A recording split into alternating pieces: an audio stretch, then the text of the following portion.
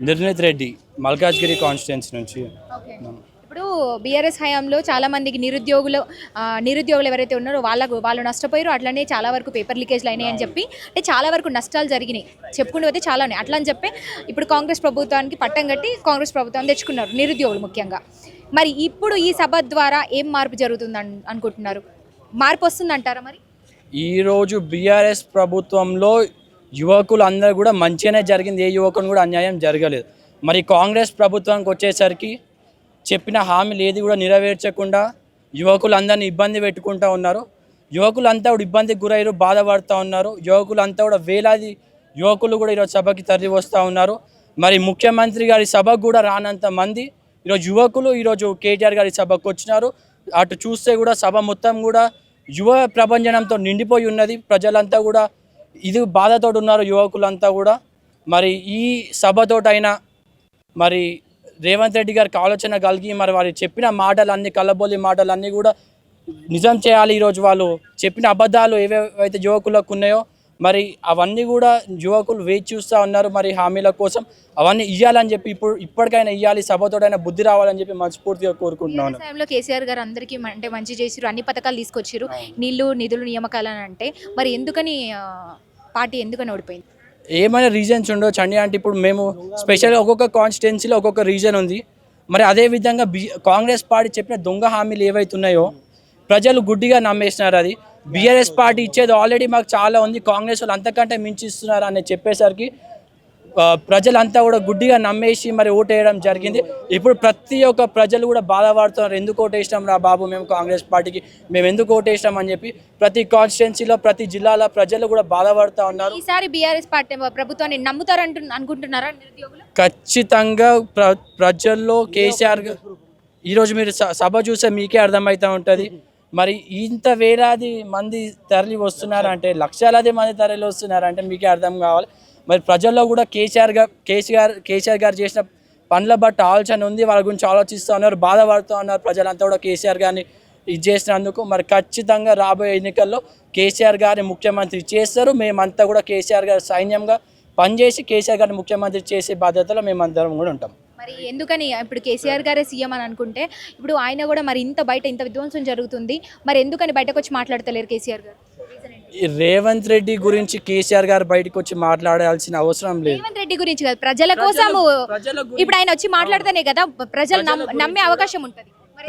ప్రజల గురించి కూడా నిత్యం మా కేటీఆర్ గారు, హరీష్ రావు గారు, మరి ఇతర సీనియర్ నాయకులంతా కూడా గ్రౌండ్లోనే ఉన్నారు, ఫీల్డ్లోనే ఉన్నారు, కష్టపడుతూనే ఉన్నారు. ప్రజల కోసం నిత్యం ప్రజలు ఉన్నారు. ఎక్కడ ఏం ఆపద ఉన్నా కూడా ప్రజల కోసం వెంటనే ఇమీడియట్గా రియాక్ట్ అవుతున్నారు, వస్తా ఉన్నారు. కేటీఆర్ గారు కానివ్వండి, హరీష్ రావు గారు. బీఆర్ఎస్ కార్యకర్తలు కూడా చాలా మంది కేటీఆర్ గారే కాబోయే సీఎం, కేటీఆర్ని సీఎం చేస్తామనుకుంటా కూడా పెద్ద ఎత్తున చెప్తున్నారు. ఎందుకని అంటే కేసీఆర్ గారు ఉన్నప్పుడు కేటీఆర్ గారిని సీఎం చేయాలన్న ఆలోచన ఎందుకు వచ్చింది? కేటీఆర్ గారు, హరీష్ రావు గారు కాదండి, ఖచ్చితంగా మా అందరికీ కూడా బాస్ కేసీఆర్ గారు. ఖచ్చితంగా కేసీఆర్ గారే ముఖ్యమంత్రి అవుతారు. అది ఒక్కొక్కరు అభిప్రాయం ఒక్కొక్కటి ఉంటుంది కాబట్టి అలా అంటుండొచ్చు. కానీ ఖచ్చితంగా కేసీఆర్ గారే మా సీఎం, ఖచ్చితంగా కేసీఆర్ గారిని గెలిపించుకుంటాం. నా పేరు చిందం శ్రీనివాసరావు అండి, మల్కాజిగిరి నియోజకవర్గం యాపరాల ప్రాంతం నుంచి వచ్చాం. ఈ సభ ద్వారా నిరుద్యోగులకి ముఖ్యంగా చూస్తున్నటువంటి ప్రజలకి ఏం చెప్పదలుచుకున్నామంటే ప్రజలకి మరి గవర్నమెంట్కి కూడా ఈరోజు లక్షలాదిగా నిరుద్యోగులు తరలి వచ్చిండ్రు. కేసీఆర్ యువ సంగ్రామం ఏదైతే ప్రోగ్రాం పెట్టిరో వంచబడ్డారు యూత్ అంతా కూడా, స్టూడెంట్స్ అందరూ కూడా. ఇచ్చిన హామీలు 6 గ్యారెంటీలు అయితే 400 దొంగ హామీలు అయితే ఏవి నెరవేర్చలేదు. యువ వికాసం అన్నారు, 5 లక్షల వరకు పిహెచ్డీ చేసిన వాళ్ళకి డబ్బులు ఇస్తామన్నారు. అమ్మాయిలు ఎవరైతే కూతుర్లు కాలేజీలో చదువుకుంటున్నారో, విద్యను అభ్యసిస్తున్నారో వాళ్ళందరూ ప్రతి ఒక్కరికి ఒక స్కూటీ ఇస్తామన్నారు.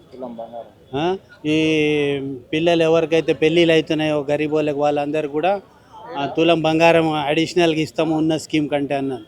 ఏవి కూడా నెరవేర్చలేదు. బస్సు ఒకటి ఫ్రీ చేసి తగాదాలు పెట్టి తాకులాటలు పెట్టి మేము అన్నయ్య కాకుండా కేసీఆర్ కాకుండా మిగతా కొత్త స్కీమ్లు ఇచ్చినామని చెప్పి చేతులు కడుకుంటా ఉన్నారు. ప్రజలు గమనిస్తున్నారు. దొంగ హామీలు ఇచ్చి అవి నమ్మి మోసపోయింది. బీఆర్ఎస్ ప్రభుత్వం అప్పుడు ఎందుకంత నిర్లక్ష్యం వహించింది? మరి ఇప్పుడు ఏదో చేస్తా అంటే నమ్ముతారంటారా ప్రజలు? నిర్లక్ష్యం ఎప్పుడు వహించలే. మీరు 2014కి ముందు 2014 తర్వాత 10 సంవత్సరాలు ఏదైతే ఉందో సంవత్సరాల పాలన బాగానే 10 సంవత్సరాల పాలన చూసినప్పుడు మరి ఎందుకని ఈ గద్దె దింపిర్రు కేసీఆర్ గారు? ఎందుకు దింపినంటే ఈరోజు జిహెచ్ఎంసీ పరిధిలో మొత్తంలో ఒక్క సీటు కూడా కాంగ్రెస్ పార్టీకి రాలే, వేరే పార్టీకి రాలే. సంపూర్ణంగా బీఆర్ఎస్ పార్టీ గెలిచింది. మారుమూలలో ఎక్కడైతే జిల్లా కేంద్రాల్లో మారుమూల రైతాంగాన్ని 15,000 ఇస్తామని చెప్పి మోసం చేసిరు. దాని తర్వాత 12,000కి తెచ్చిరు. దాని తర్వాత 2 ఎకరాలకు ఇచ్చి చేతులు కడుకుంటున్నారు. గతంలో ఏదైతే లాస్ట్ టైం స్కీమ్ ఉండే దాంట్లో అయితే మొత్తం ఇవ్వలేదు. మళ్ళీ ఇప్పుడు కొత్త రకంగా ఇప్పుడు ఇచ్చారు. దానికి తోడు వర్షాలు లేవు, రైతులు చాలా ఇబ్బంది పడుతున్నారు. మోసపోయామని ఇప్పుడు రైతులు గుర్తించారు. ప్రతి ఒక్కరు కూడా రేవంత్ రెడ్డిని తిట్టరా అని తిడుతూ ఉన్నారు. మీరు సోషల్ మీడియా చూస్తూ ఉన్నారు. అట్లా ఊర్లల్లో వీళ్ళని దగా చేసి వీళ్ళు గవర్నమెంట్లో వచ్చారు. సిటీలో ఎవరు నమ్మలే. Educated people they did not believe Revanth Reddy. రైతుల గురించి ఏం చెప్తారు? రైతులు ముఖ్యంగా చాలా వరకు నష్టపోతున్నారు. ఈ రోజు రైతన్న గురించే అందరూ కొట్లాడేటువంటి పరిస్థితి. ఇటు కాంగ్రెస్ ప్రభుత్వం కొట్లాడుతుంది, వాళ్ళు మాటలు చెప్తున్నారు అంటున్నారు, అట్లనే బీఆర్ఎస్ వాళ్ళు మీరు కౌంటర్లు ఇస్తున్నారు. అంతా బాగానే ఉంది. మరి ప్రజలకు న్యాయం ఎప్పుడు జరుగుతుంది? ఇక ఈ గొడవ ఇట్లనే ఉంటే గొడవలు రోజు ఈ రోజుకి చూస్తూనే ఉన్నారు, ప్రజలందరూ కూడా చూస్తున్నారు. మరి రైతులకి ఎవరు న్యాయం చేయాలి? రైతులకు ఎవరు న్యాయం చేయాలంటే కేసీఆర్ గారు మిషన్ కాకతీయ, మిషన్ భగీరథ అని చెప్పి చెరువులన్నీ పూడిక తీసి వాటర్ స్టాగ్నెంట్ చేసేసి వాటర్ లెవెల్ పెంచే ప్రయత్నం చేశారు. ఊరికి మరి డ్రింకింగ్ వాటర్ ఇచ్చిండ్రు ఆయన. కాళేశ్వరం ఒకటి అది బెంచ్ మార్క్ వరల్డ్లోనే. దాంట్లో ఉన్న నీళ్ళు ఈయనని పంపింగ్ చేసి ఏమనండి అన్ని ఎకరాలకు వస్తాయి. కాళేశ్వరం ప్రాజెక్ట్లో కూడా తప్పులు జరిగినాయి. ఎక్కడో ఒకటి ఒక పిల్లర్ కుంగిపోతుంది, ఏదో అవుతుంది. వాటర్ అయితే ఉంది కదా అక్కడ. మరి వాటర్ ఉన్నప్పటికీ కూడా మరి ఎందుకు అంత నిర్లక్ష్యం, ఎందుకు జాగ్రత్తలు తీసుకోలేదు అంటున్నారు? జాగ్రత్తలు ప్రజల నుంచి వస్తున్నటువంటి క్వశ్చన్స్ సమాధానం చెప్పి. ఎక్కడో ఒక దగ్గర ఒక పిల్లర్ కుంగి అది ఇబ్బంది అయితే అది కాంట్రాక్టర్దా ఇంజనీర్దా ఎవరు తప్పు అది తేల్చమనండి వీళ్ళని కమిటీలు వేసేసి. కానీ వాటర్ అయితే యూసేజ్కి తీసుకురావాలి కదా, రైతులకు మేలు చేయాలి కదా, అన్ని చెరువులు నింపాలి కదా, ప్రతి ఎకరాకు నీళ్ళు ఇవ్వాలి కదా. ఎందుకు మీరు స్టాగ్నెంట్ పెట్టినరు వాటర్? ఇప్పుడు వర్షాలు లేవు, రైతులు ఎంత ఇబ్బంది పడుతున్నారు. ఏది మీ భరోసా? ఏది 15,000 ఇస్తా అన్నారు, 12,000కి ఎందుకు కుదించారు? బడ్జెటరీ కాన్స్టెంట్స్ ఉంటే మీరు ముందు చూసుకోవాలి కదా. ఆ 12,000 అయినా ప్రతి ఎకరాకి ఇస్తున్నారా? 2 ఎకరాలకు ఇస్తారా? మీరు 3-4 ఎకరాలు ఉన్న రైతులు ఏం కావాలి? వాళ్ళు ఏమి కోటీశ్వర్లా? ఇవాళ 1 ఎకరం అమ్మాలంటే కూడా అప్పుడు ఎంత ధరలు పెరిగి 1/2 ఎకర్ అమ్మి ఒక కూతురు పెళ్లి చేసారు, 1/2 ఎకర్ అమ్మేసి ఒక ఇల్లు కట్టుకున్నారు. ఇవాళ రియల్ ఎస్టేట్ కుదేలైంది, అక్కడ వ్యవసాయ భూములు అమ్మట్లేదు. ఎవరు కారణం దీనికి అందరికీ? ఈసారి మరి సభ ద్వారా మరి నిరుద్యోగులు కావచ్చు చూసేటువంటి ప్రజలు బీఆర్ఎస్ పార్టీ మళ్ళా తెచ్చుకుందాం అనుకుంటారా? తెచ్చేటువంటి అవకాశాలు ఉన్నాయంటారా? 100% అవకాశం ఉన్నాయి. రైతులందరూ కూడా మోసపోయినరని గుర్తించరు, నిరుద్యోగులు గుర్తించరు, విద్యార్థులు గుర్తించరు, ఆడపడుచులు తెలంగాణ ఆడపడుచులు అందరూ కూడా గుర్తించరు. మేము బస్సు అడగలే, బస్సు ఇచ్చినావు కానీ మా ఈ పెన్షన్ లేవి 4,000 పెంచుతామన్నావు, నువ్వు 25,100 ఇస్తామన్నావు, ఏది కూడా నెరవేర్చలేదు. మరి ఎందుకు అబద్ధాలు చెప్పి కైవసం చేసుకొని ఈరోజు ఇల్లులు కూలగొడతా ఉన్నావు? ఫీజు రీయింబర్స్మెంట్ ఇవ్వలేదు, అక్కడ టీసీలు ఇస్తలేరు, మెమో ఇస్తలేరు, ఇక్కడ ఉద్యోగాలు వస్తున్నాయి పిల్లలకి, రోడ్డు మీద తిరుగుతున్నారు, ఇబ్బంది అవుతుంది కదా. మీరు వాళ్ళ గరీబ్ వాళ్ళకి ఫీజు రీయింబర్స్మెంట్ ఇవ్వండి, మీరు రైతు భరోసా కరెక్ట్గా ఇవ్వండి. మీరు కాళేశ్వరం ప్రభుత్వం మళ్ళీ ఏర్పడితే మీరు అన్నట్టుగానే నష్టపోయిన వాళ్ళందరికీ కూడా అన్ని భర్తీ చేస్తారా? అంటే 100% భర్తీ చేస్తారు. ఇప్పుడు ఏమేమి 5 సంవత్సరాల్లో దగాబడ్డ వాళ్ళందరినీ కూడా కాన్ఫిడెన్స్లకు తీసుకొని వాళ్ళకి మంచి చేస్తారు. మరి మా కేసీఆర్ గారు ప్రణాళికలు రచిస్తున్నారు, ఒక ఎత్తుగడల పందాతో ముందుకు పోతున్నారు. వారు తయారు చేసిన లీడర్లే వీళ్ళందరూ కూడా కేసీఆర్కి బలాబలంగా ఉన్నారు. వాళ్ళందరూ ప్రజల్లో తిరుగుతున్నారు, వాళ్ళని చైతన్యపరుస్తున్నారు. తప్పకుండా న్యాయం చేస్తాం. మళ్ళీ ఈసారి వచ్చే ఎలక్షన్ మేమే కైవసం చేసుకొని ఒక్కరిని కూడా వదలకుండా అందరికీ న్యాయం చేసే విధంగా ముందుకెళ్తామని చెప్పి ఈ సభ ద్వారా ప్రజలకు అందరికీ తెలియజేస్తా ఉన్నాం. కాబోయేది టీఆర్ఎస్ పార్టీ వస్తుంది, బీఆర్ఎస్ పార్టీ అధికారంలోకి వస్తుంది. మా ప్రభుత్వం ఇచ్చిన జాబులు ఇంకే ప్రభుత్వం ఇవ్వలేదు. అన్ని రేవంత్ రెడ్డి ఎలాంటి మాటలు మాట్లాడుతున్నాడంటే అన్ని గాలి మాటలు మాట్లాడుతుండు, ఆయన వల్ల ఏది కాదు. బీఆర్ఎస్ హయాంలో మరి అందరికీ మంచి జరిగితే అన్ని ఉద్యోగాలు ఇస్తే మరి ఎందుకని ముఖ్యంగా నిరుద్యోగులు ఓట్లు ఎందుకు కాంగ్రెస్ పార్టీకి పడ్డాయి? ఎందుకని గద్దె దింపారు? జనాలు కొంత ఏమంది అంటే మా దగ్గర సిట్టింగ్ ఎమ్మెల్యేల వల్ల ప్రతిసారి ఈయననే నా ఉద్దేశంతో ఎమ్మెల్యే వద్దు కేసీఆర్ కావాలని కొన్ని జనాలకి తెలియక ఓట్లు అలా వేయడం వల్ల క్రాస్ ఓటింగ్ జరగడం వల్ల మా పార్టీ ఓడిపోయింది. పార్టీలో అసలు తప్పులు జరిగాయి, కొన్ని జరుగుతాయి, అన్నీ కరెక్ట్ ఉండలేదు కదా. దేవుడు కూడా అన్నీ కరెక్ట్ చేయలేడు కదా. మా పార్టీ చేసిన ఇప్పటి వరకు తెలంగాణలో మా పార్టీ చేసిన పథకాలైనా మంచి పనులైనా ఏ పార్టీ చేయలేదు. ఒకవేళ మరి కాంగ్రెస్ పార్టీని వద్దని మరి ఒకవేళ మళ్ళీ బీఆర్ఎస్ హయాంకి అంటే బీఆర్ఎస్కి పట్టం కడితే మంచి జరుగుతుంది అంటారా? ఖచ్చితంగా మంచిది 100%. ఇప్పటికి జరిగింది 10 ఏళ్ళు. ఇప్పుడు 25 2 సంవత్సరాలన్నర కింద ఏం చేసిండు ఆయన? ఏం చేసిండు? అన్ని జూటా మాటలు తప్ప ఏవీ లేవు.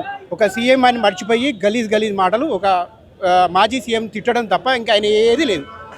ఆయనతోటే పూట గడుపుతున్నాడు. సీఎం రేవంత్ రెడ్డి కేసీఆర్ని తిట్టాలి, పూట గడుపుకోవాలి. ఆయన పదం లేని మీటింగ్ అంటూ లేదు కాంగ్రెస్ వాళ్ళకి. మా బీఆర్ఎస్ పార్టీ అధికారంకి వస్తుంది, ఖచ్చితంగా ప్రజలకు న్యాయం చేస్తుంది. 100% అండి. టీఆర్ఎస్ గవర్నమెంట్ రైతులకు కానీ నిరుద్యోగులకు కానీ అందరికి కూడా 100% న్యాయం జరిగింది. మళ్ళీ కూడా అందరికీ సమన్యాయం జరగాలంటే టీఆర్ఎస్ గవర్నమెంట్ ఖచ్చితంగా రాబోయే కాలంలో మళ్ళీ వస్తుంది. కేసీఆర్ గారే ముఖ్యమంత్రి అవుతున్నారు, ఇది పక్కా. రైతుల పరిస్థితి ప్రస్తుతం చూసుకుంటే ఆందోళనకరంగానే ఉంది. ఎందుకంటే బీఆర్ఎస్ ప్రభుత్వంలో కూడా రైతులకు అంతగానం ఏం జరగలేదు, ఇప్పుడు కూడా జరుగుతలే అంటున్నారు. మరి మీరు ఏం చెప్తారు దీనికి? ఒప్పుకుంటారా? రైతుల పరిస్థితి ఈరోజు ఎలా ఉందంటే ఇప్పుడు అందరూ కూడా పొలాలలో విత్తులు పెట్టుకోవడం కానీ వరి పంటలు వేసుకోవడం కానీ జరుగుతుంది. అయితే ఇప్పుడు యూరియా కొరత సాధారణంగా ప్రతి ఒక్క రైతు కూడా యూరియాతో ఇబ్బంది పడుతున్నాడు. ఈ యొక్క కాంగ్రెస్ గవర్నమెంట్ అనేది రైతులకు యూరియా బస్తానే ఇవ్వలేకపోతుంది. అట్లాంటిది నిరుద్యోగులకి ఉద్యోగాలు ఎలా ఇస్తుంది? ఒక్కసారి మీరు అందరూ ఆలోచన చేయాలి. యూరియా అమ్మలేని ప్రభుత్వం ఇదో ప్రభుత్వం అమ్మేయడం. మాది పార్టీ అధికారంలో ఉన్న రోజులు ఫ్రీగా ఏ షాప్లో ఆ షాప్లో యూరియా బస్సు పోయి కొనుక్కొచ్చుకునేది. ఇవాళ తెలియని రైతులు రోడ్లు మేము మాది రంగారెడ్డి జిల్లా ఇబ్రహీంపట్నం కాన్స్టిట్యున్సీ మాల్ నుంచి మేము హైదరాబాద్ వచ్చి స్లాట్ బుక్ చేసుకొని తీసుకోగలుగుతాం. ఇంతో అంతా చదువు ప్రభుత్వంలో దళితులకు ఇచ్చినటువంటి ఏదైతే దళిత బంధు ఇవన్నీ కూడా మరి ఇవన్నీ కరెక్ట్ గా చేశారా? కొన్ని చోట్ల జరిగినాయి, చాలా చోట్ల ఆగిపోయినాయి. కాబట్టే కాంగ్రెస్ ప్రభుత్వం ఏదో చేస్తుందని నమ్మి ఎన్నుకున్నామని చెప్తున్నారు. మరి దీనికి మీ సమాధానం ఏంటి? దళితులకు దళిత బంధు ఇచ్చింది టీఆర్ఎస్ గవర్నమెంట్, అలాగే బీసీలోకి బీసీ బంధు కూడా ఇచ్చింది బీఆర్ఎస్ గవర్నమెంట్. దళితుల సీఎం విషయంలో అది మనకి ఎట్లా మాట్లాడతాం మేడం? అది దళితులకు సీఎం చేస్తా అనేది అది మన స్థాయి, మాట్లాడే స్థాయి మనది కాదు. కాకపోతే మన కింది స్థాయి వాళ్ళం, కింది స్థాయి సమస్యలు గవర్నమెంట్కి తెలవాలి. అలాగే కింది స్థాయి సామాన్య వ్యక్తి కూడా ఇలాంటి సమస్యలు మీ ద్వారా గవర్నమెంట్కి తెలియజేస్తే రాబోయే కాలంలో గవర్నమెంట్ వస్తుంది. నా పేరు సాగర్, నేను శంషాబాద్ బీఆర్ఎస్ పార్టీ యూత్ ప్రెసిడెంట్ని. ఈరోజు సరూర్ నగర్లో ఏదైతే యువ సంగ్రామ సదస్సు ఏర్పాటు చేస్తారో అది ఏంటంటే పోయిన ఎలక్షన్లో రేవంత్ రెడ్డి గారు ఏదైతే అడ్డగోలు హామీలు ఇచ్చారో అదేంటంటే యువతకు 2 లక్షల ఉద్యోగాలు ఇస్తారని జాబ్ క్యాలెండర్ రిలీజ్ చేశారు. అలాగే స్కాలర్షిప్లు ఇస్తా అని చెప్పారు. అలాగే ఫీజు రియంబర్స్మెంట్ కూడా ఇస్తారని చెప్పి ఇంతవరకు 2-3 ఏళ్ళు గడుస్తున్నా ఇంతవరకు ఏ ఒక్క హామీ కూడా నెరవేర్చలేదు. కాబట్టి దానికి నిరసనగా ఈరోజు బీఆర్ఎస్ పార్టీ ఆధ్వర్యంలో కేటీఆర్ గారు ఈరోజు నిర్వహించిన ఈ యొక్క సదస్సుకు తెలంగాణ యువత అందరూ హాజరయ్యారు. ఈ నుంచే మన తెలంగాణ ముఖ్యమంత్రి గారు గుర్తుపెట్టుకోవాలి, ఈ రోజుకెళ్ళి తెలంగాణ యువత అంతా రోడ్డు మీదకి వచ్చి తెలంగాణ ఉద్యమాన్ని మళ్ళీ స్టార్ట్ చేసినట్టు కనిపిస్తుంది.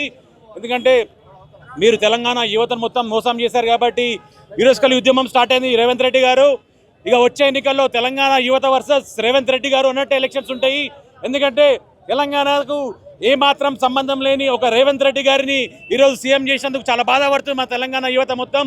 ఎందుకంటే తెలంగాణ తీసుకొచ్చింది, తెలంగాణను కొట్లాడి పోరాడి తీసుకొచ్చిన కేసీఆర్ గారు మళ్ళా వచ్చే ఎలక్షన్లో సీఎంగా ఉంటేనే మన యువతకు న్యాయం జరుగుతుంది, మన రాష్ట్రానికి న్యాయం జరుగుతుంది. కాబట్టి వచ్చే ఎన్నికల్లో తెలంగాణ ముఖ్యమంత్రి గారికి బుద్ధి చెప్పడానికి తెలంగాణ అంతా తయారుగా ఉన్నది. జై తెలంగాణ, జై కేసీఆర్. ఈ సభ ద్వారా ప్రజలకి, చూసే వాళ్ళకి, అట్లనే నిరుద్యోగులకి ఏం చెప్పదలుచుకున్నారు? ఈరోజు అనేక రకాలుగా విద్యార్థులు డిగ్రీలు పొంది రోడ్ల మీద తిరగాల్సిన పరిస్థితి వచ్చింది. 2 లక్షల ఉద్యోగాలు భర్తీ చేస్తామని చెప్పేసి ఏదైతే మోసపూరితమైనటువంటి హామీలు కాంగ్రెస్ పార్టీ ఇచ్చిందో, రేవంత్ రెడ్డి గారు ఇచ్చిందో, ఇలా యువత బాధపడి ఈ సభ అందరికి కూడా కనువిప్పు కదులుతుంది. ఎందుకంటే ఈరోజు నిరుద్యోగులను చూస్తూ ఉంటే చాలా బాధ అనిపిస్తూ ఉంది. డిగ్రీలు ఉంది తల్లిదండ్రుల దగ్గర నుంచి అనేక రకాలైనటువంటి కష్టాలలో డిగ్రీలు ఉంది ఇలా రోడ్ల మీద తిరుగుతూ ఉంటే యావత్ తెలంగాణ కూడా అందరూ కూడా హయాంలో నిరుద్యోగులకు ఎలాంటి నష్టం జరగలేదా? పేపర్ లీకేజీలు జరగలేదా? అంటే ఎవరు నష్టపోలేదంటారు బీఆర్ఎస్ హయాంలో? బీఆర్ఎస్లో నష్టపోయినప్పటికీ కూడా ఇంత మరింత అణచివేత అయితే లేదు కదా. మరి అదేవిధంగా రేవంత్ రెడ్డి గారు ఏమంటా ఉన్నారు, మరి ఉద్యోగాలను అడుగుతూ ఉంటే బిర్యానీ పార్టీ అని మాట్లాడుతున్నారు. మరి దానికి మీరేం చెప్తారు? ఇవాళ పార్టీలు ఏదైనా ఉండని ఇవాళ విద్యార్థులకు ఆ అన్యాయం జరిగింది అన్న ఉద్దేశంతోనే ఈరోజు సభ జరుగుతూ ఉంది. దీని అన్నిటి కూడా కాంగ్రెస్ పార్టీకి ఎట్లయినా కానీ బుద్ధి చెప్పాలని ఇలా కేటీఆర్ గారి అధ్యక్షతన ఇంత పెద్ద భారీ బహిరంగ సభకు అందరు హాజరయ్యి విద్యార్థుల యొక్క గోడును వినిపించడానికి ఇలా ఇంతమంది రోడ్ల మీదకి వచ్చి ఈ కార్యక్రమాల్లో రావడానికి మేము చాలా సంతోషపడుతూ ఉన్నాం. ఇంకా రావాల్సిన ఉద్యోగాలన్నీ కూడా వస్తే తెలంగాణ తెలంగాణ భవిష్యత్తుకు పునాదులు వేసే యువతనే కాబట్టి యువతకు అవకాశం ఇవ్వాలి. ఈ ఉద్యోగాల నోటిఫికేషన్ ఇంకా 2 నెలల కాలంలో అందరికీ న్యాయం జరగాలని చెప్పి ఈ సభ ద్వారా మేము కాంగ్రెస్ పార్టీకి చెప్తాం.